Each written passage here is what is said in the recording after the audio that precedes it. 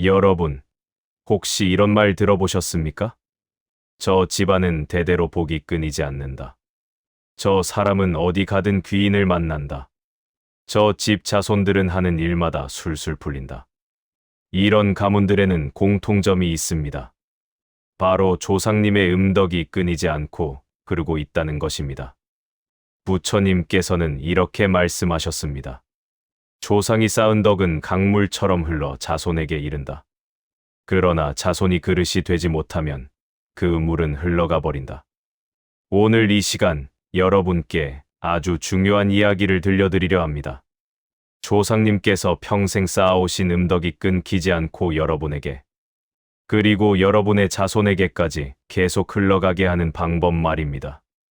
이 영상을 끝까지 보시면 여러분이 조상님의 음덕을 제대로 받고 있는지, 또 그 복을 자손에게 물려줄 수 있는 사람인지 알게 되실 것입니다. 자, 그럼 지금부터 조상님의 음덕이 끊기지 않는 자손의 특징 함께 살펴보시겠습니다. 첫 번째, 조상님을 기억하고 감사하는 마음을 가지고 있습니다.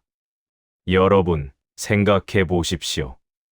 조상님들께서 얼마나 많은 고생을 하시며 우리를 이 자리까지 오게 해주셨습니까? 굶주림 속에서도, 전쟁의 참화 속에서도, 온갖 어려움 속에서도 포기하지 않으시고 자손들을 위해 살아오셨습니다. 부처님께서는 은혜를 아는 자에게 복이 임한다고 가르치셨습니다. 조상님의 은혜를 기억하고 감사하는 마음, 이것이 바로 음덕을 받는 첫 번째 조건입니다. 제가 아는 한 어르신 이야기를 들려드리겠습니다. 그분은 매일 아침 일어나면 가장 먼저 하시는 일이 있다고 합니다.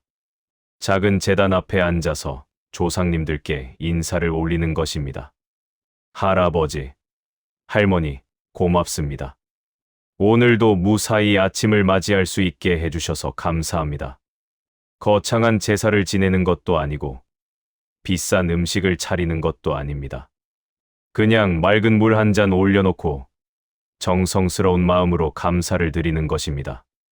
신기한 것은 그분의 가정이 정말 복이 많다는 것입니다. 자식들은 모두 착하게 자라서 각자의 자리에서 열심히 살고 있고 손주들도 건강하게 잘 자라고 있습니다. 큰 부자는 아니지만 늘 마음이 평안하고 집안에 큰 탈이 없습니다. 주변 사람들이 비결을 물으면 그분은 이렇게 대답하신다고 합니다. 저는 특별한 것 없습니다. 다만 조상님들께 감사하는 마음을 잊지 않으려고 노력할 뿐입니다. 부처님께서는 감사하는 마음이 모든 복의 근원이라고 하셨습니다. 조상님께 감사하는 마음을 가지면 그 마음이 파동이 되어 하늘에 계신 조상님들께 전해집니다. 그러면 조상님들께서 더욱 기뻐하시며 자손을 지켜주시고 복을 내려주시는 것입니다. 반대로 조상님을 잊고 사는 자손에게는 음덕이 흘러가지 못합니다. 아무리 조상님께서 복을 주려 해도 받을 그릇이 준비되어 있지 않으면 소용없는 것이지요. 여러분, 오늘 아침에 조상님께 감사하는 마음을 가져보셨습니까? 오늘 저녁이라도 늦지 않습니다.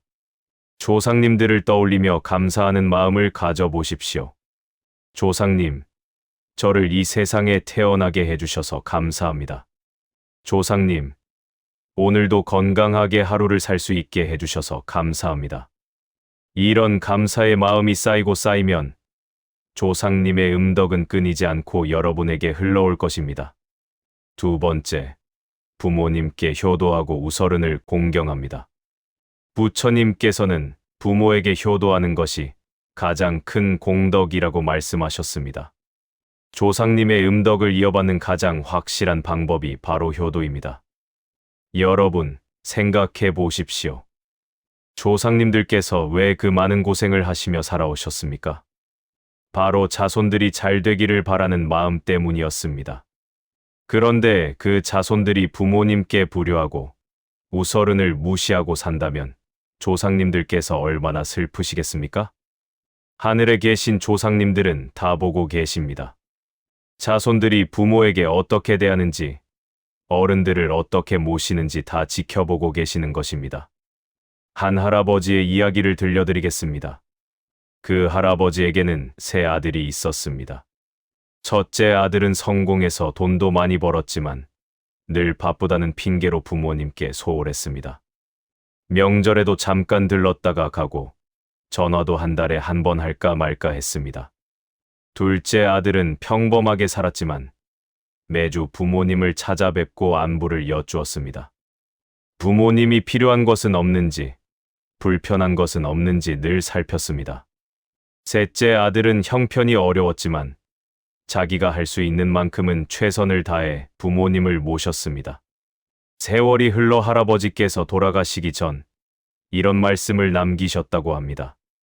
첫째는 돈은 많이 벌었지만 자식 복은 없을 것이고 둘째와 셋째는 대대로 복을 누릴 것이다. 신기하게도 그 말씀이 그대로 이루어졌다고 합니다. 첫째 아들은 사업은 잘 됐지만 자식들과의 관계가 좋지 않아 늘 속을 썩였습니다. 반면 둘째와 셋째 아들의 집안은 비록 부자는 아니었지만 자손들이 모두 효자효녀로 자라나 집안이 화목했습니다. 부처님께서는 효도는 세대를 이어 흐른다고 하셨습니다. 부모에게 효도하는 자손을 보면 조상님들께서 기뻐하시며 더 많은 복을 내려주십니다. 그 복을 받은 자손은 또 자식들에게 효도를 가르치게 되고 이렇게 대대로 음덕이 이어지는 것입니다. 반대로 불효하는 자손에게는 조상님의 음덕이 끊깁니다. 아무리 조상님께서 복을 주려 해도 불효하는 자손은 그 복을 담을 그릇이 깨져 있는 것과 같습니다. 여러분, 요즘 부모님께 안부 전화드린 지 얼마나 되셨습니까? 부모님께서 필요한 것은 없으신지, 불편한 것은 없으신지 물어본 지 얼마나 되셨습니까? 부모님이 이미 돌아가셨다면 마음속으로라도 효도하는 마음을 가지고 계십니까? 오늘부터라도 늦지 않았습니다. 부모님께, 우서른들께 더 따뜻하게 대하십시오. 그것이 바로 조상님의 음덕을 받는 가장 확실한 길입니다. 세 번째, 남을 돕고 선한 일을 실천합니다. 부처님께서는 보시부실의 공덕에 대해 많이 가르치셨습니다. 남에게 베푸는 것, 어려운 사람을 돕는 것, 이것이 바로 복을 쌓는 길이라고 말입니다. 조상님의 음덕이 끊기지 않는 자손들에게는 공통점이 있습니다. 바로 자기만 생각하지 않고 남을 위해 기꺼이 나누는 마음을 가지고 있다는 것입니다. 제가 아는 한 할머니 이야기를 들려드리겠습니다. 그 할머니는 평생 가난하게 사셨습니다. 남편을 일찍 여의시고 자식 셋을 혼자 키우시느라 고생이 이만저만이 아니었습니다. 그런데 신기한 것은 그 할머니가 아무리 어려워도 남을 돕는 일을 멈추지 않으셨다는 것입니다. 동네에 더 어려운 집이 있으면 쌀 한 되라도 나눠주셨고, 아픈 사람이 있으면 밤늦게까지 간병을 도와주셨습니다. 주변 사람들이 물었습니다. 당신도 어려운데 어떻게 남을 도울 생각을 하십니까? 그러면 할머니는 이렇게 대답하셨다고 합니다. 우리 조상님들께서 대대로 남을 도우며 사셨다고 들었습니다. 저도 그 가르침을 따를 뿐입니다. 세월이 흘러 그 할머니의 자식들이 모두 장성했습니다. 신기하게도 세 자식 모두 착하고 성실하게 자라서 각자의 자리에서 성공했습니다. 그리고 그 자식들도 어머니를 닮아 남을 돕는 일에 앞장서는 사람들이 되었습니다.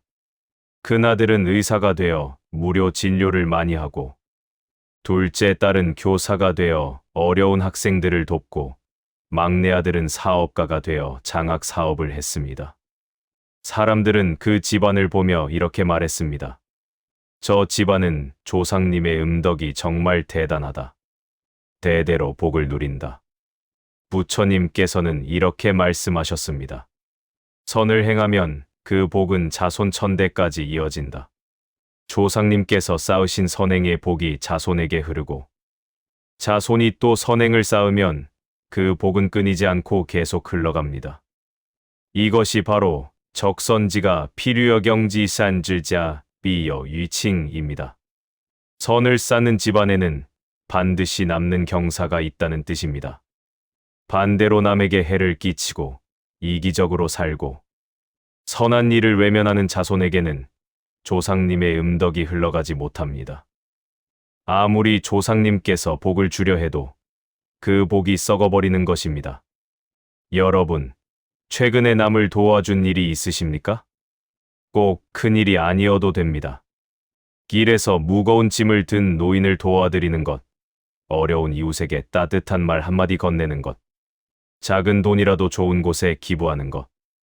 이런 작은 선행들이 쌓이고 쌓이면 조상님의 음덕과 합쳐져서 엄청난 복이 됩니다. 오늘부터라도 작은 선행을 시작해 보십시오. 그것이 바로 조상님의 음덕을 받고 자손에게 물려주는 길입니다. 네 번째, 정직하게 살고 떳떳한 마음을 가지고 있습니다. 부처님께서는 정어정유, 정업정의에 대해 가르치셨습니다. 바른 말을 하고 바른 행동을 하는 것이 깨달음의 길이라고 말입니다. 조상님의 음덕이 끊기지 않는 자손들은 한결같이 정직하게 삽니다.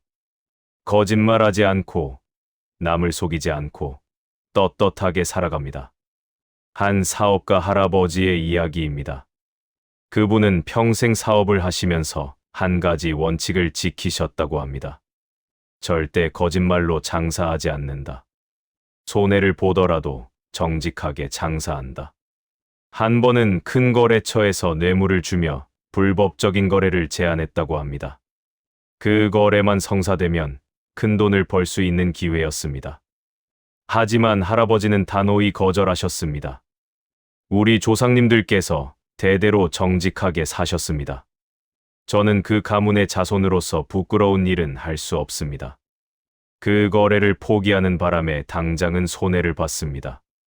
주변 사람들도 너무 고지식하다며 안타까워했습니다. 하지만 신기한 일이 벌어졌습니다. 그 정직함이 소문나면서 오히려 더 좋은 거래처들이 찾아왔고 사업은 더욱 번창했습니다. 무엇보다 중요한 것은 마음이 편안했다는 것입니다. 밤에 잠자리에 들 때 떳떳하고 조상님 산소에 갈 때 부끄럽지 않았습니다. 그분의 자손들도 모두 정직하게 자라났고 지금도 그 가문은 정직한 집안으로 소문나 있습니다. 부처님께서는 이렇게 말씀하셨습니다. 정직한 자는 하늘이 돕고 거짓된 자는 하늘이 버린다. 조상님들께서도 마찬가지입니다. 정직하게 사는 자손을 보면 기뻐하시며 복을 내려주십니다. 하지만 거짓말하고 남을 속이고 불의한 방법으로 살아가는 자손을 보면 슬퍼하시며 얼굴을 돌리십니다. 제가 아는 또 다른 이야기가 있습니다.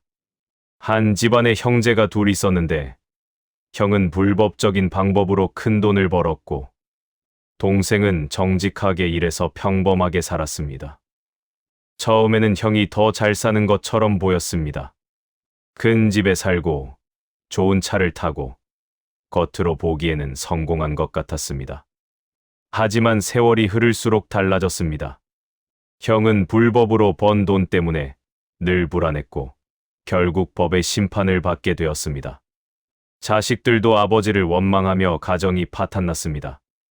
반면 동생은 비록 부자는 아니었지만 마음이 편안했고 자식들도 아버지를 존경하며 화목하게 살았습니다. 나중에 동생이 이렇게 말했다고 합니다. 우리 조상님들께서 정직하게 사셨던 덕분에 저도 정직하게 살 수 있었습니다. 그것이 제가 받은 가장 큰 유산입니다. 여러분, 돌아보십시오. 여러분은 정직하게 살고 계십니까?